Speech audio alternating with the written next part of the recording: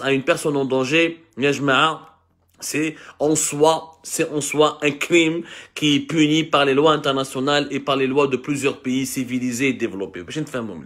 Donc les ONG espagnoles font un travail exceptionnel. Ce que font les militants espagnols, les associations espagnoles, les militants les défenseurs des droits des migrants, la Croix-Rouge, notamment la Croix-Rouge espagnole, le Centre international d'identification des cadavres des migrants qui sont morts en haute mer, qui est basé à Malaga. Ce que font, je peux pas citer leurs noms parce qu'ils sont nombreux. Il y en a qui sont connus, d'autres qui sont un peu moins connus. Ces Espagnols font un travail exceptionnel. Ils nous donnent une leçon d'humanisme. Il faut le dire.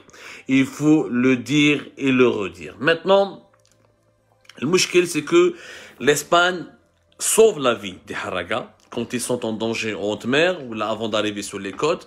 Mais maintenant, dès que les Haragas arrivent sur les côtes, ils doivent vers des centres de rétention administrative.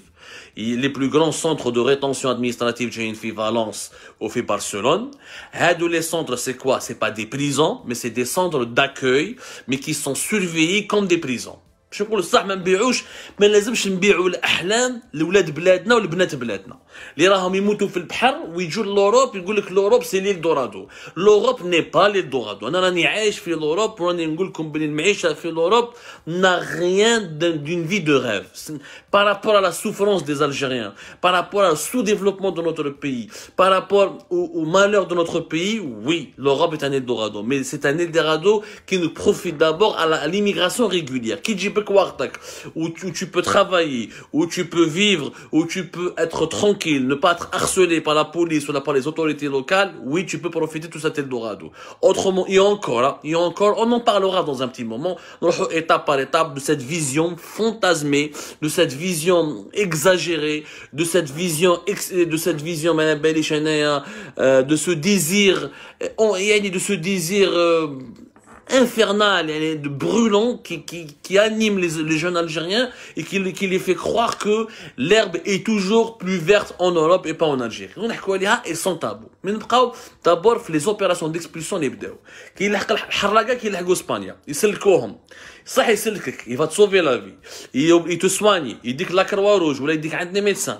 يعطيك الماكله, il vérifie si tu as le Covid-19 ou là, des tests de dépistage. Ensuite, il te place dans un centre d'accueil.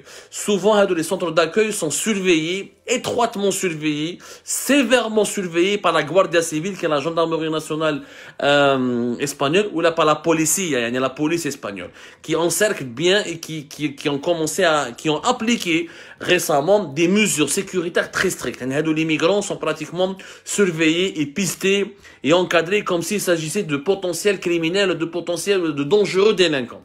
Et dans un centre de détention, les autorités espagnoles, toute personne, tous les jeunes Algériens qui sont âgés de plus de 18 ans, راهم يجيبوهم يحطوهم يتفاهموا مع les autorités. Il y a un accord خلاص, il a été signé. Il y a le ministre Kamel Beljoud, ministre de l'Intérieur algérien, le patron de la DGSN, le patron de la police algérienne. Ils étaient en Espagne à la fin de la semaine passée. On en a parlé, on a fait un article récemment. Plusieurs délégations espagnoles et délégations algériennes se sont rencontrées. Il y a un accord tacite qui n'a pas été annoncé, qui n'a pas été rendu public, mais qui est appliqué. Un accord tacite entre les autorités des deux pays, sachant, et je vous le dis et je vous le rappelle, qu'il y a un rapprochement très fort entre Madrid et Alger, et la crise politique qui a éclaté entre Madrid et Rabat, entre l'Espagne et le Maroc, et le rapprochement excessif, jugé excessif en tout cas, et jugé provoquant du Maroc avec Israël, a poussé l'Espagne à revoir ses calculs, à ne plus considérer le Maroc comme un allié de taille. Donc il y a un rapprochement très important avec le régime algérien, où le régime algérien a accepté toutes les exigences espagnoles pour organiser les opérations d'expulsion. Donc où sera Corium, les Espagnols, ils entrent dans un centre de rétention, une trentaine, une quarantaine, une vingtaine de haragas algériens qui sont en bonne santé, qui sont jeunes, qui sont des hommes. Ils يدوهم jusqu'à Almeria, au port d'Almeria, يخلوهم au port d'Almeria. Ensuite, ils vont payer ou ils vont réquisitionner le navire d'une compagnie privée espagnole. La police ou la gendarmerie espagnole, elle va faire la traversée jusqu'à l'Algérie, où ils seront ensuite ces haragas récupérés et par les services de sécurité et les autorités algériennes. C'est le processus qui a commencé officiellement depuis le début du mois de novembre 2021. راهي تصرا ما كاينش لي الحراقه كاع الحراقه الجزائريين اللي يحكموهم في اسبانيا ماشي يحكموهم عندها فيولامون انترسبتي اوبليجي اما تروح اما توي سينالي با لا كروا روج ولا با دي زو ان جي ولا توي سوكورو باسكو رانا في الشتاء اون ايفر البحر ما راهوش اون بيسين يا دي موفي طون يا دي طومبيت des intempéries il y a des tornades la mer elle est agitée c'est pas on n'est pas en train de traverser une plaine ou la malabalish une terre plate. La mer, elle est dangereuse. Tous les haragas qui sont accueillis en Espagne, dans une structure officielle, qui relève de la gestion ou qui relève directement d'une administration espagnole. Tous les haragas algériens seront classés et inscrits sur une liste de personnes à expulser. Les mineurs, les haragas mineurs, ceux qui sont âgés de moins de 18 ans et les femmes. Les mineurs, pourquoi? Parce que la loi espagnole, elle est censée protéger les mineurs non accompagnés. Il y a toute personne qui est âgée de moins de 18 ans, ou le territoire espagnol, dans des conditions dangereuses, notamment à la suite d'une harga, c'est-à-dire après une traversée périlleuse de la Méditerranée où sa vie aurait pu, il aurait pu mourir, où sa vie était vraiment en péril. L'Espagne, le mineur hadek, ou le centre de rétention, ou l'Algérie dans un bateau où il y a des lois internationales, il y a des lois européennes, il y a des lois espagnoles qui empêchent ces expulsions arbitraires ou là des expulsions rapides des mineurs. Donc ils خلوهم في l'Espagne, ils mettent le droit d'asile, ils يكونوا avec leur maman et là ils sont acceptés et plus ou moins ils ont une chance de pouvoir rester en Espagne quand ils viennent en famille ou là quand et on a même remarqué que il y a des fois il y a le papa, la maman et les enfants, le papa il est expulsé, la maman et les enfants يخلوها في l'Espagne. Les Espagnols qu'est-ce qu'ils font? Ils sont malins, ils يقول لك بس باباهم حاوزناه donc ils vont désespérer, ils vont vouloir rentrer en Algérie. La situation, elle est comme ça.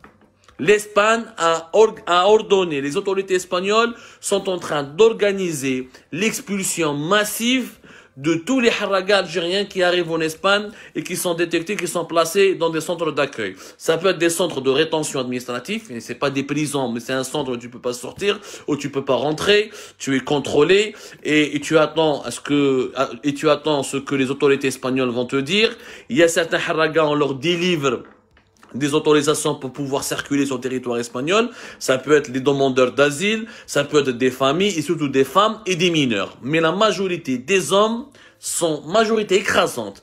Kbir, Rajel, Jazairi, quelques jours, tu es nourri, blanchi, logé, ensuite, quelques jours plus tard, et tu reviens vers le Ghazawad ou vers Oran. Donc, les jeunes Algériens, ils sont en train de dépenser des sommes faramineuses jusqu'à l'équivalent de 4 000, jusqu'à l'équivalent de 5 000 euros, jusqu'à l'équivalent de 3 500 euros. Et quand ils arrivent en Espagne, ils croient que les Espagnols, en les hébergeant, en les logeant quelques jours, qu'ils vont les laisser partir, ils vont se retrouver, beaucoup d'entre eux se sont retrouvés, et sur un bateau, pour revenir à Ghazawat ou à Oran. Je vous laisse deviner le désespoir et la tristesse et la déception profonde de ces jeunes Algériens qui ont dépensé, qui ont amassé des fortunes pour pouvoir immigrer en Europe. Mais je te fais la situation, elle est chaotique en Espagne. Donc, les chanceux, les haragas chanceux, ce sont ceux, ou la celles, parce qu'il y a beaucoup de femmes aussi en ce moment, qui ne sont pas détectés par les gardes-côtes espagnols, qui ne sont pas secourus par des sauveteurs espagnols, et qui arrivent à débarquer sur les plages espagnoles en toute discrétion, sans se faire remarquer. Ils vont fondre dans la masse pour ensuite essayer de vivre en Espagne, ou là de rejoindre la France plus tard, qui est la destination privilégiée et choisie des migrants algériens.